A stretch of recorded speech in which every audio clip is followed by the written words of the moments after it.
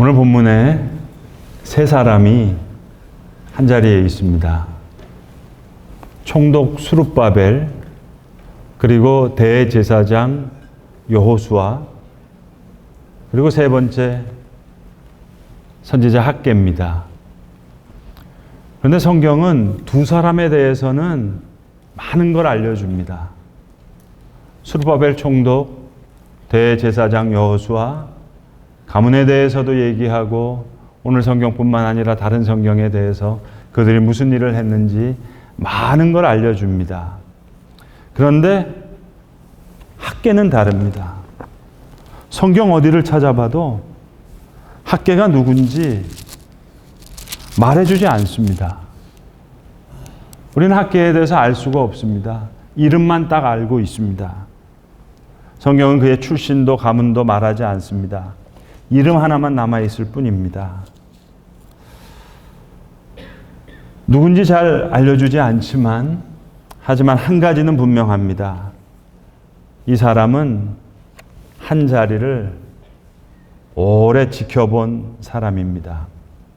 어쩌면 그는 예루살렘을 떠나지 않은 사람인지도 모르겠습니다. 포로로 잡혀가지 않고, 그리고 그래서 대다로운 사람도 아니고 그냥 무너진 자리를 그대로 오래오래 지켜보고 있었는지 모르겠습니다. 그리고 그 사이 수많은 사람이 돌아왔습니다. 그러나 그들이 마주친 예루살렘 성전터는 기초만 놓인 채 16년 동안 멈춰서 있습니다. 돌은 잡초에 묻혔고 사람들의 열심은 삶에 묻혀 있었습니다. 학개는 아마도 그 터를 날마다 지나던 사람이었을 겁니다. 멈춰선 기초를 바라보며 시간이 멈춘 듯한 그 자리를 오래오래 지켜본 사람. 사람들이 무심히 지나가던 그 자리를 그는 그냥 지나치지 못했던 사람.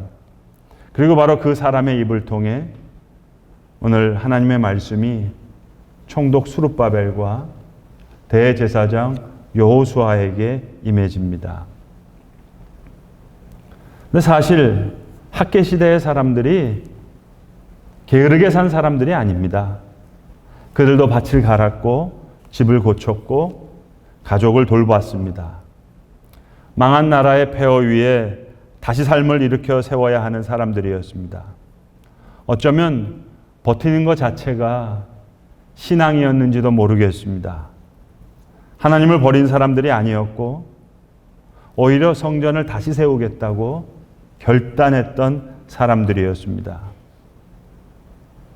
그런데 오늘 하나님이 말씀하십니다.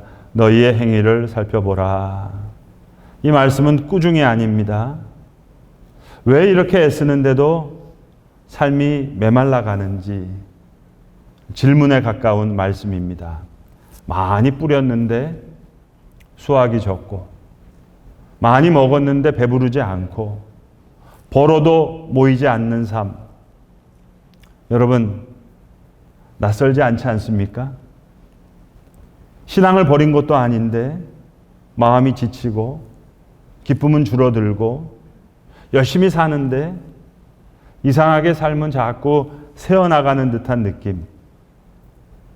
학개 시대의 사람들이 바로 그 자리에 서 있었습니다.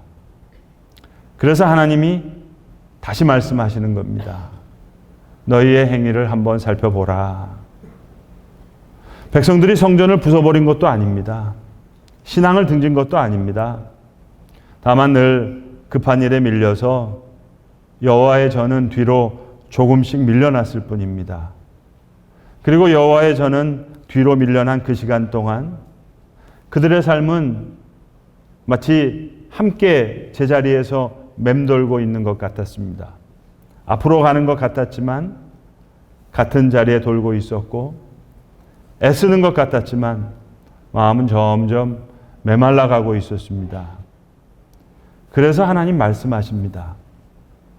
책망하려고 하시는 것이 아니라 붙들고 세우시려고, 꾸중이 아니라 이대로 너희가 더 버티기는 힘들다는 하나님의 안타까움이 담긴 그런 말씀처럼 보입니다. 여러분, 이제 설명하지 않겠습니다. 대신 한 가지 조용히 한번 떠올려 보셨으면 좋겠습니다. 저와 여러분, 우리의 인생에 여기서 더는 못 버티겠다, 그런 싶었던 때가 있지 않으셨습니까? 형편이 무너지고, 어떤 때는 관계가 끊어지고, 또 몸이 무너지고, 마음이 따라 무너졌던 시간들이 우리에게 있었습니다. 여러분, 그때 상황이 갑자기 좋아지셨어요? 문제가 한순간에 해결되었습니까? 아마 아니었을 겁니다. 그런데도 다시 살아나기 시작한 순간이 분명히 있었습니다. 말씀 한 구절이 이상하게 가슴에 남았던 밤, 기도하다가 눈물로 잠들었던 밤일 수도 있고, 찬송을 불렀는데 찬송 한 구절이 계속 마음을 두드렸던 새벽, 상황은 그대로였는데 설명할 수 없게 마음이 먼저 붙들린 그런 순간이 있었습니다. 돌아보면 하나님이 우리를 붙드신 이유는 그냥 버티게 하시려고 하는 것이 아니라 거기서 다시 살아나게 하시려는 시작이었습니다. 어떤 분에게는 그것이 병원 대기실 의자에 앉아서 자기의 이름이 불리기를 기다리던 시간이었을 수도 있고, 어떤 이에게는 불 꺼진 집에 혼자 들어와서 그저 의미 없이 TV 소리만 크게 켜두었던 밤일 수도 있습니다. 또 어떤 분들에게는 가족들이 다 잠든 뒤에 새벽 부엌 식탁에 멍하니 앉아있던 순간일 수도 있습니다. 아무것도 해결된 것은 없었지만 마음이 먼저 붙들려졌던 그때 하나님은 우리를 다시 살아나게 하셨습니다. 아무도 몰랐지만 하나님은 알고 계셨던 시간들이었습니다. 그래서 우리는 그러한 밤들을 지나 또 하루를 살아낼 수 있었습니다. 그 하루가 쌓여서 오늘 우리가 여기까지 온 것입니다. 해질 무렵에 예루살렘을 한번 떠올려 보세요. 사람들이 또 하루를 버티고 집으로 돌아갑니다. 그 길 한쪽에 멈춰선 돌 무더기가 있습니다. 한때는 모두가 모여서 울며 기도하던 그런 자리였습니다. 그런데 시간이 지나자 그 풍경은 일상이 되었습니다. 멈춰선 자리는 그대로인데 사람들은 그 곁을 지나서 또 하루를 그렇게 살아냅니다. 오늘 저는 이 말씀을 붙들고 있으면서 사실 제 마음이 먼저 뜨거워진 건 아닙니다. 오히려 제 안에는 얼마나 조용함이 찾아왔는지 모릅니다. 죄송합니다만 저도 이제 50대 후반이 되다 보니까 예전처럼 뭐든지 걸고 달리고 싶은 마음보다 그냥 무너지지 않고 끝까지 가고 싶은 마음이 더 큽니다. 한때는 기도할 때도 하나님 크게 쓰임받는 기쁨에 충만하게 해주세요, 그렇게 기도했었는데 요즘은 기도 제목이 좀 많이 달라졌습니다. 주님, 그냥 큰 탈 없이 지나가게 해주십시오. 가능하면 뉴스에 안 나오게 해주시고. 네, 목사인데도 그래요. 하나님을 모르는 것도 아니고 사역을 놓은 것도 아닌데 마음 한쪽에서는 자꾸 이런 소리가 납니다. 이 정도면 됐지. 그래도 할 일은 합니다. 말씀도 전하고 기도도 하고 교회는 돌아갑니다. 그래서 더 헷갈립니다. 내가 식은 걸까? 아니면 그냥 오래 버텨서 지친 걸까? 열심히 사라진 건 아닌데 마치 힘이 먼저 바닥난 그런 느낌입니다. 아마 여러분 중에도 비슷한 마음으로 신앙생활을 이어가는 계신 분들이 많이 있을 겁니다. 무너지진 않았지만 또 다시 뜨거워질 힘은 없는 상태로 신앙을 버린 건 아닌데 마음이 지칩니다. 기쁨은 줄어들고 사는 일은 버거워집니다. 주일은 빠지지 않았는데 예배 마치고 집으로 돌아가는 길 허전한 마음이 있고 기도하고 아멘 하고 돌아섰는데 그 돌아서는 순간 또 어떨 때는 한숨이 나오기도 하는 그런 하루. 어쩌면 학계가 바라보고 있던 그 풍경이 지금 저와 여러분 우리의 자리와 그렇게 멀지 않은지 모르겠습니다. 학계 말씀이 마음에 걸리는 지점이 여기입니다. 사실은 16년이 끝이 아니었습니다. 성전이 다시 세워졌지만 백성들의 마음이 다시 뜨거워지기까지 훨씬 더 긴 시간이 필요했습니다. 좀 정확하게 말씀드리면 80년입니다. 1차 귀환한 포로가 돌아오고 다시 에스라를 통해서 언약이 갱신될 때까지 긴 시간 동안, 긴 세월 동안 그들도 각자의 삶을 버티며 살고 있었고 누구 하나 입으로는 신앙을 버리겠다고 말한 사람도 없었습니다. 하나님은 그 모습을 보시고 그래 많이 힘들지 하고 그냥 지나가지 않으셨습니다. 사람들은 괜찮다고 말하는데 하나님은 가만히 그 자리를 오래 바라보고 계셨습니다.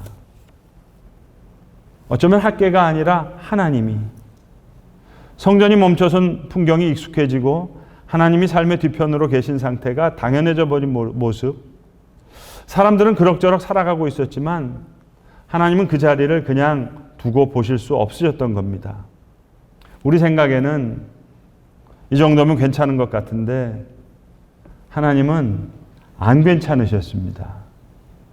하나님은 우리를 그냥 버티게 두시는 분이 아니라 다시 살아나게 하시는 분이시기 때문입니다.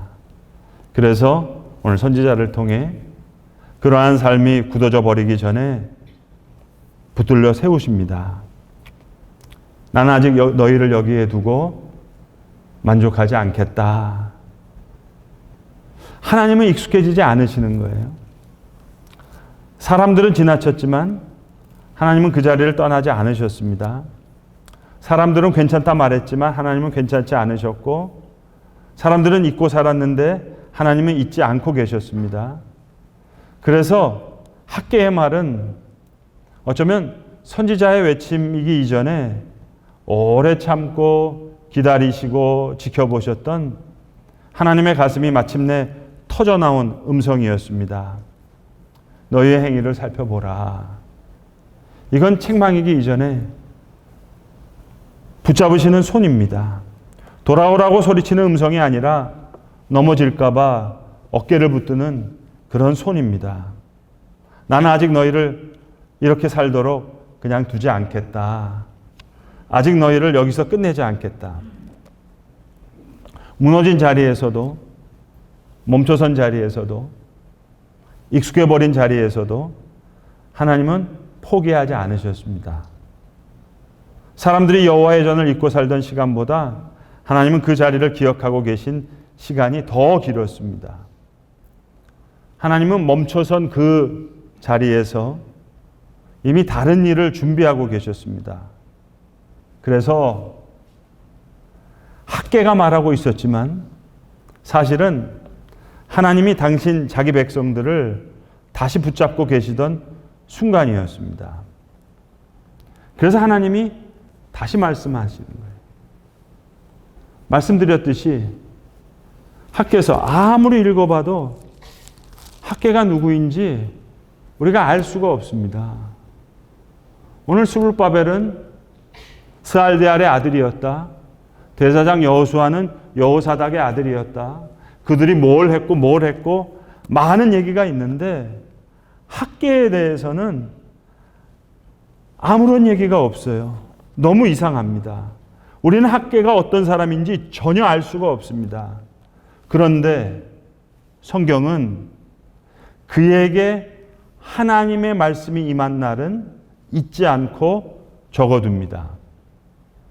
다리오 왕 제2년 6째 달 초하루, 또 6째 달 24일, 9째 달 24일. 사람에 대해서는 아무 말이 없는데 그 날은 그대로 남겨두셨습니다. 왜일까요? 신앙은 사람들의 이야기가 아니라 하나님이 우리 삶 속으로 말씀으로 들어오신 그 날의 이야기이기 때문입니다. 그래서 하나님 말씀하십니다. 오늘부터. 형편이 바뀐 날이 아니라 하나님이 들어오시기로 정하신 날짜예요. 하나님이 그 날짜에 못을 박으시는 거예요. 그날이 이스라엘에게 있었던 것처럼 저와 여러분 우리의 인생에도 있습니다. 그렇게 시간이 흐른 어느 날 백성들이 다시 여호와의 전에 돌 위에 돌을 쌓던 바로 그날 학개 2장에 보시면 하나님이 다시 입을 여세요.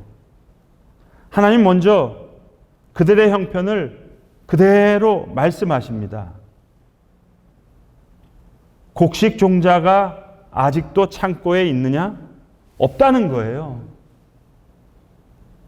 포도나무와 무화과나무와 감람나무의 열매가 있느냐? 없다는 거예요. 열매 맺지 못했다는 거예요.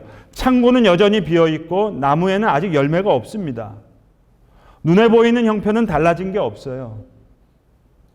기도했다고 갑자기 풍년이 온 것이 아니고 순종했다고 즉시 창고가 찬 것도 아닙니다. 내일도 여전히 일터로 나가야 하고 여전히 해결되지 않은 문제를 안고 집으로 돌아가야 하는 바로 그 자리입니다. 사람의 눈에는 변한 것이 하나도 없어 보입니다. 사람의 눈에는 끝처럼 보이던 그 자리가 그런데 하나님의 시작점이었습니다. 그래서 바로 그 자리에 하나님의 음성이 다시 들립니다. 하나님이 이렇게 말씀하시는 거예요. 이제 원하노니 너희는 오늘부터 이전을 기억하라. 너희는 오늘 이전을 기억하라. 15절, 18절, 19절 아예 못을 박으시는 거예요. 오늘부터 오늘 이전을 19절에 다시 그러나 오늘부터 내가 너희에게 복을 주리라. 아직 아무것도 달라지지 않았는데 하나님이 먼저 나를 정하시는 거예요. 못을 박으시는 거예요. 오늘부터. 형편이 나아진 뒤가 아닙니다. 마음이 뜨거워진 뒤도 아닙니다. 열매가 맺힌 다음도 아닙니다. 오늘부터.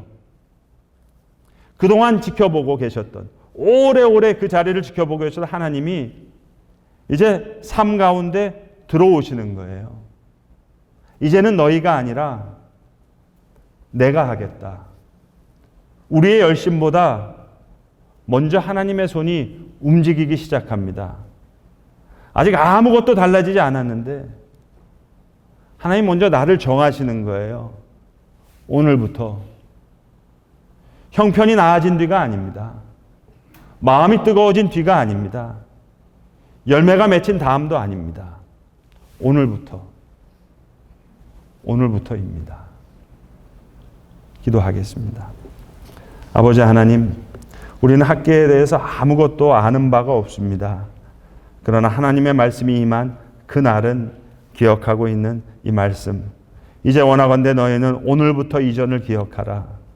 너희는 오늘 이전을 기억하라. 그러나 오늘부터는 내가 너희에게 복을 주리라 하신 이 말씀.